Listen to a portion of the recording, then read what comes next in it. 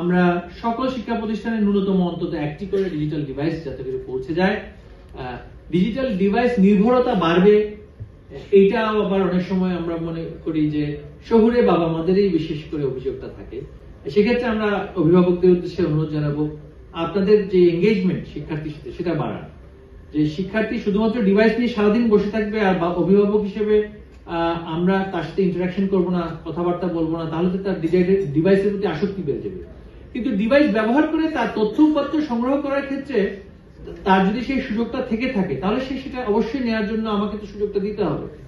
আর পত্রপত্রিকার এখানে প্রভিশন আছে, লাইব্রেরির প্রভিশন আছে, অনেক প্রভিশন কিন্তু এই কারিকুলামের অ্যাক্টিভিটির মধ্যে আছে। তারা যে শুধুমাত্র ডিভাইস থেকে নেবে তা কিন্তু নয়।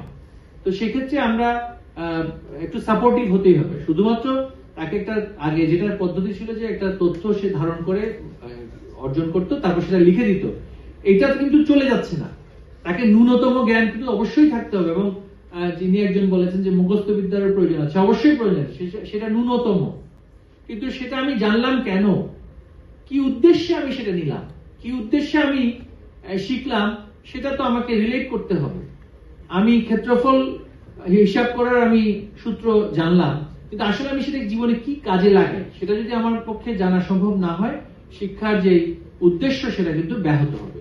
তো সেই বিষয়টা আমরা এবার এনেছি নৈপুণ্য অ্যাপের মাধ্যমে। প্রত্যেকটা শিক্ষার্থীর কিন্তু আমাদের একটা পোর্টফোলিও থাকবে। ষষ্ঠ শ্রেণী থেকেই আমরা কিন্তু বুঝছি তার কোন কোন জায়গায় শিক্ষণফল অর্জিত হচ্ছে বা হচ্ছে না। সেখানে আমরা বছরের মধ্যবর্তী পর্যায়ে কিন্তু ইন্টারভেনশন করার সুযোগ থাকবে। তাই আমরা এই যে এখন যে মূল্যায়নটা চলছে, সেই মূল্যায়নের তথ্য উপাত্তের ভিত্তিতে পরবর্তী সিদ্ধান্ত নিব। শুধুমাত্র হঠাৎ করে আমরা একটা সিদ্ধান্ত নিয়ে নিলাম যে না সবাইকে এখন পরীক্ষা দিতে হবে, সেই ধরনের তো মানে আগের প্রক্রিয়ায় পরীক্ষা দিতে হবে, এই ধরনের সিদ্ধান্ত নেওয়ার পিছনে যুক্তিটা কি? যুক্তি শুধুমাত্র তত্ত্বীয় যুক্তি, যে তত্ত্বীয় যুক্তির বাইরে আমরা তো এভিডেন্স বেসড ডিসিশন নিতে চাই। এভিডেন্স বেসড ডিসিশন নেওয়ার জন্য কিন্তু আমাদের ইতিমধ্যে একটা ইনফ্রাস্ট্রাকচার তৈরি হয়েছে।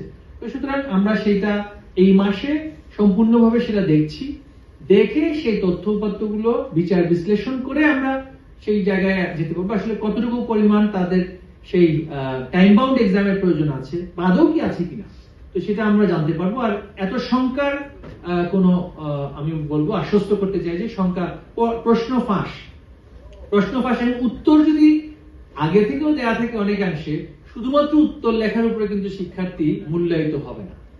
উত্তরে আসার প্রক্রিয়াটা খুবই গুরুত্বপূর্ণ। আমরা এখন জোর দিচ্ছি সেটা উত্তরে সে কিভাবে আসছে, কি প্রক্রিয়ায় সে ফ্যাক্টরাইজেশনটা করছে। যদি আমি শুধু ইকুয়েশন আছে, সলিউশন আছে, মাঝখানে যে ফ্যাক্টরাইজ করার যে প্রক্রিয়াটা, সেটা যদি শিক্ষার্থী যদি যথাযথভাবে করতে না পারে, শুধু সলিউশন লিখে দিলেই সে কিন্তু মার্ক হবে না। তো সেটা কিন্তু এখন আমাদের প্রক্রিয়ার মধ্যে আছে। তাই আমরা সকলকে আশ্বস্ত করতে চাই যে ন্যাশনাল এই আমাদের শিক্ষাক্রম পোর্টাল, সেই পোর্টালে অনেকগুলো আমাদের ভিডিও থাকবে, টিচার্স গাইড যেগুলো আছে সেগুলো অডিও ভিজুয়াল থাকবে। কিছুটা চ্যালেঞ্জ আছে, সময়ের ক্ষেত্রে কিছুটা সমস্যা হচ্ছে, দ্রুততার ক্ষেত্রে সেটাকে বাস্তবায়নের ক্ষেত্রে সমস্যা হচ্ছে। অনলাইন প্রশিক্ষণগুলো রেকর্ডেড থাকবে।